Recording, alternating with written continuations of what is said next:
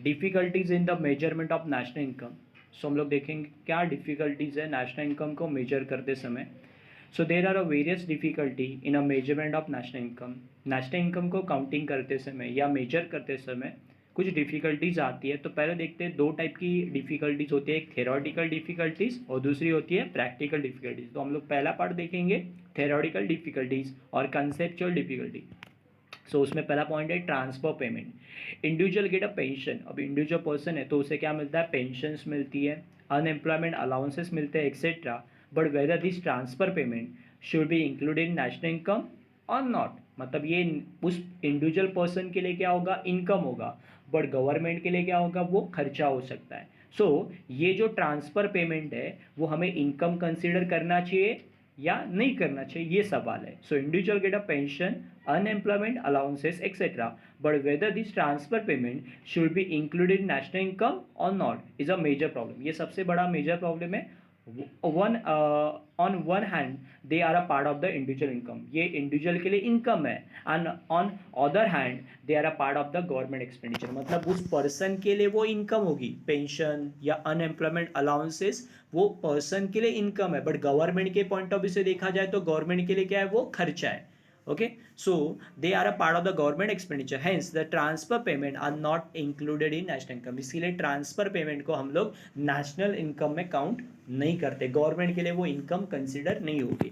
उसके बाद second part है इलीगल इनकम। सेकेंड पार्ट क्या है, इलीगल इनकम, गैर कानूनी income. So illegal income like income from gambling, जो गैम्बलिंग से इनकम जनरेट की है, ब्लैक मार्केटिंग से, थेव चोरी से, स्मगलिंग करके, are not including national income. ये सारी इनकम जो इलीगल है, 2 नंबर का पैसा है बराबर, इलीगल इनकम है, वो सारी इनकम हम लोग नेशनल इनकम में कंसिडर नहीं करते। उसके बाद अनपेड सर्विसेज, कुछ सर्विसेज ऐसी होती है जिसके लिए हम लोग क्या करते हैं, कुछ भी पे नहीं करते, अनपेड, लव एंड अफेक्शंस के लिए करते हैं। Okay, for the purpose of calculating national income, national income calculate करते समय only paid goods and services are consider, जिसके लिए हम लोग कुछ पे करते हैं, जो भी गुड्स एंड सर्विसेज हम लोग यूज करते हैं उसके बदले में क्या देते हैं, हम लोग पेमेंट करते हैं। Okay, however there are a number of unpaid services, ऐसी बहुत सारी सर्विसेज है जिसके लिए हम लोग कुछ भी पे नहीं करते, which are not accounted for calculation of national income, जो हम लोग नेशनल इनकम में कैलकुलेट नहीं करते। For example service of house wifes, जो हाउस वाइफ है बराबर, हाउस वाइफ है उनके लिए बेसिकली ये सर्विसेज कैलकुलेट नहीं की जाती है, या उनके लिए हम लोग पे नहीं करते। जैसे हमारी मम्मी हमारे लिए क्या करे, खाना बना रही है, या हमारे कपड़े धो रही है, या बाकी सारी चीज़ें जो हमारे लिए कर रही है, उसके बदले में हम लोग उसको पे नहीं कर रहे, बट किसी को मैंने काम पे रखा वो सारी चीज़ों चीज़ों को करने के लिए, तो उसको मुझे क्या करना पड़ेगा, पेड करना पड़ेगा, पैसे देने पड़ेंगे सर्विस के बदले में। वैसे यहाँ पे वो सर्विस के बदले में कोई चार्जेस नहीं है, and the service provided out of love, जो प्यार के लिए, अफेक्शंस के लिए, ओके, मर्सी के लिए, सिंपथी के लिए बरना, या चैरिटी के लिए किया जाता है, वो इनकम या वो जो पेड सर्विसेज है, okay, unpaid services for example, वो इंक्लूडेड नहीं होती किसमें, नेशनल इनकम में। हमने चैरिटी किया, डोनेशन दिया, सिंपथी के लिए किया, किसी को हेल्प कर दिया हमने बरना, किसी दोस्त की हेल्प कर दी, ओके, अफेक्शंस, लव में किया, प्यार में किया बरना। सो ये सारी चीज़ें नेशनल इनकम में कंसिडर नहीं होती, क्योंकि उसके बदले में हम लोग कुछ भी पे नहीं करते, अनपेड सर्विसेज। ओके, उसके बाद आती है प्रोडक्शन फॉर सेल्फ कंजम्पशन। कुछ चीज़ें ऐसे होती है कि जो सेल्फ कंजम्पशन के लिए, कोई फार्मर है अपनी खेती में बराबर ना, अपनी खेती कर रहा है, फार्मिंग कर रहा है, बट उसके लिए जो प्रोडक्शन हो रहा है वो अपने खुद के पर्सनल यूज़ के लिए यूज़ कर रहा है, बेचने के लिए नहीं कर रहा है। तो प्रोडक्शन फॉर सेल्फ कंजम्पशन के लिए जो होगा, the product kept for a self consumption by the farmer and other allied producer do not enter in market, जो मार्केट में आया ही नहीं है, जो मार्केट में बेचा गया ही नहीं है, सेल पर्पस के लिए रखा ही नहीं है वो, hence it is not accounted for national income. अब जो मेरे खुद के लिए मैंने खर्चा किया है, या खुद के लिए मैंने जो कंजम्पशन के लिए गुड्स बचा के रखा है, वो मैं नेशनल इनकम में कंसिडर नहीं करूंगा, या काउंट नहीं करेंगे हम लोग। ओके, आगे दिया हुआ है income from foreign firms according to international monetary funds, income of foreign firm, जो फॉरेन फर्म का इनकम है should be included in national income, वो इंक्लूड होना चाहिए ऑफ द कंट्री, जो कंट्री का इनकम होगा वो उसमें काउंट होगा, where the firm actually undertake the production of work,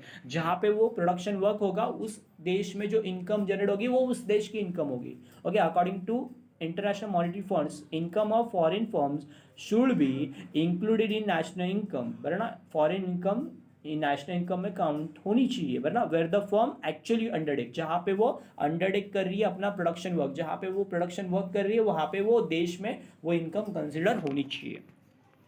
okay, आगे बढ़ते हैं। आगे वाला जो पार्ट है वो valuation of government services. Government provided number of public services. Government भी क्या करती है, हमें नंबर ऑफ पब्लिक सर्विस देती है, such as a law and order, देश में कायदा और सुव्यवस्था मेंटेन करने के लिए, डिफेंस, देश की सुरक्षिता के लिए, पब्लिक एडमिनिस्ट्रेशन, ओके, एजुकेशन के ऊपर, हेल्थ सर्विस के ऊपर खर्चा करती है। The calculation of this services at a market price, ये सारी सर्विसेज को मार्केट प्राइस पे हम लोग काउंट करेंगे तो इट इज अ डिफिकल्ट, वरना as the real value of this services is not known, इसकी रियल वैल्यू जो है वो हम लोग को पता नहीं है basically. Therefore it is difficult to calculate national income. तो नेशनल इनकम में कैलकुलेट करते समय ये डिफिकल्टी आती है कि पब्लिक सर्विसेज को काउंट करना चाहिए या नहीं करना चाहिए, क्योंकि पब्लिक सर्विस का रियल मेजरमेंट नहीं है या रियल मार्केट प्राइस नहीं है बेसिकली।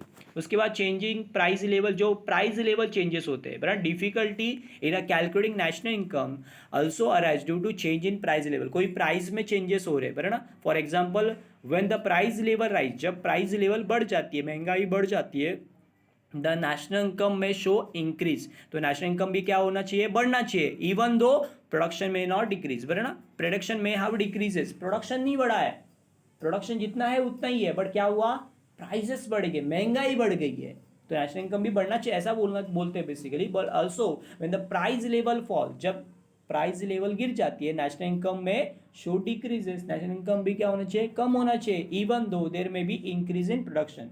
बट तब क्या हो रहा है, उल्टा हो रहा है, प्रोडक्शन क्या हो रहा है, बढ़ रहा है, और प्राइस क्या हो रही है, कम हो रही है, तो नेशनल इनकम भी क्या होना चाहिए, कम होना चाहिए। तो ये भी एक डिफिकल्टीज है बेसिकली।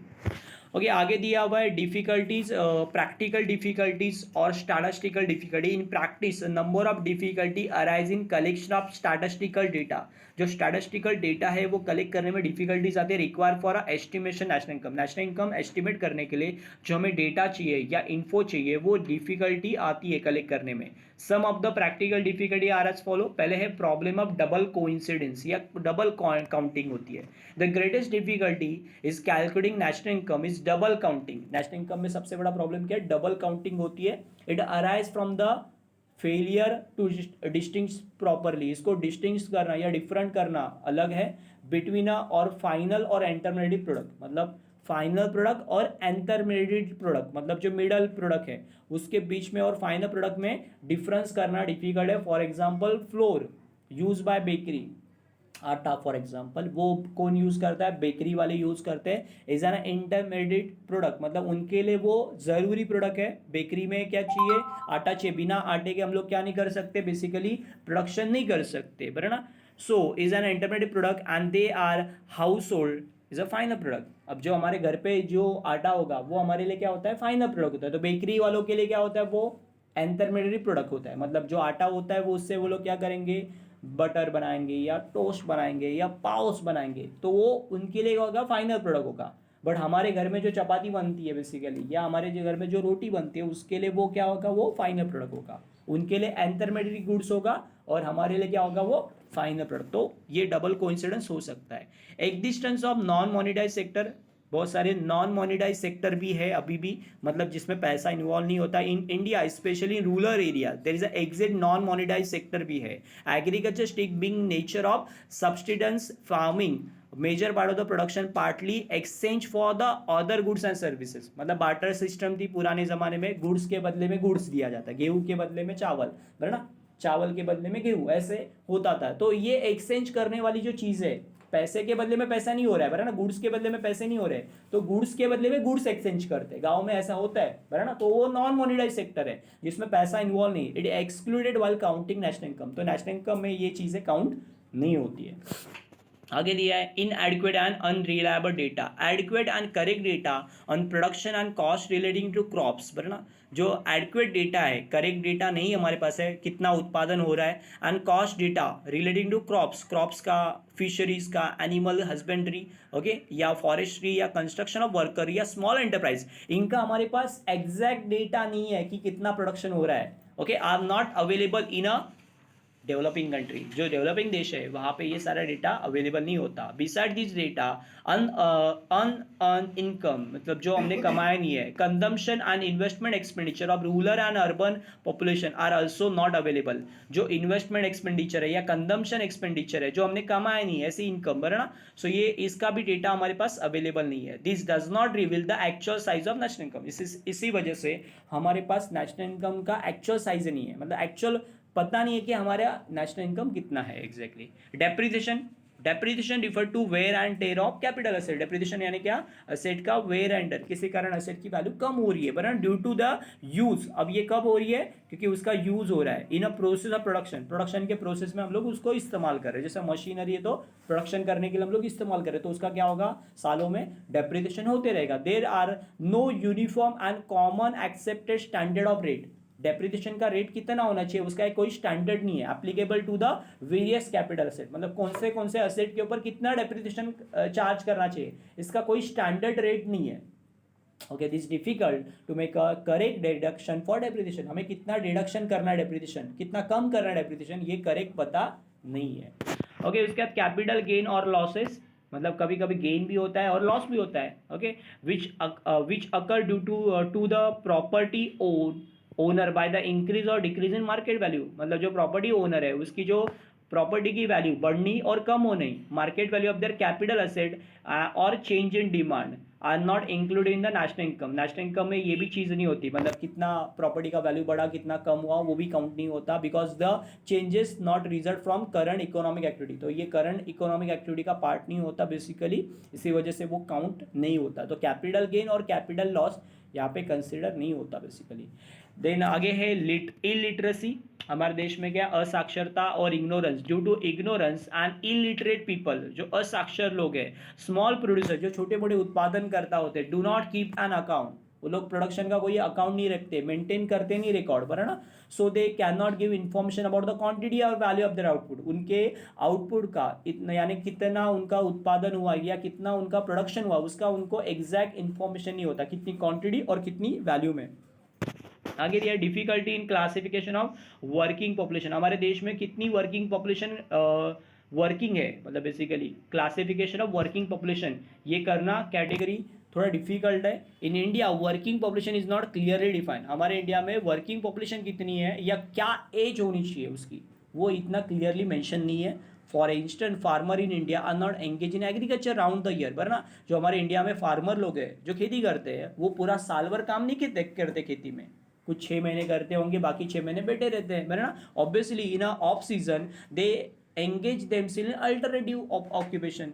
मतलब 6 महीने खेती करते हैं और बाकी 6 महीने कोई और जॉब करता होगा या कुछ और काम धंधा करता होगा. In such case it is very difficult to identify their income from particular occupation. मतलब एक पर्टिकुलर ऑक्यूपेशन से उनको कितनी इनकम हो रही है वो फिक्स बताना पॉसिबल नहीं है. जैसे कॉन्ट्रैक्ट पे होते ना, मतलब डेली वेजेस पे काम करते, कभी ये काम मिला तो वो करेंगे, नहीं तो दूसरा काम मिला तो वो करेंगे, तो उनकी एग्जैक्ट इनकम पता चलेगी कि आपको नहीं. फिक्स जॉब होगा तो पता रहेगा कि भाई इतना इनकम हो रहा है. उसके बाद वैल्यूएशन ऑफ इन्वेंटरीज, मतलब स्टॉक का वैल्यूएशन करना भी डिफिकल्टीज है. रॉ मटेरियल, अब स्टॉक में 3 टाइप के आते हैं, रॉ मटेरियल, इंटरमीडिएट गुड्स, मतलब जो बीच में यूज करते हैं, सेमी फिनिश गुड्स और finish product in a stock of the producer are known as a inventory. Inventory में क्या क्या आता है, रॉ मटेरियल आता है, इंटरमीडिएट गुड्स आते हैं, सेमी फिनिश गुड्स आते हैं और फिनिश प्रोडक्ट आते हैं in a stock of the producer.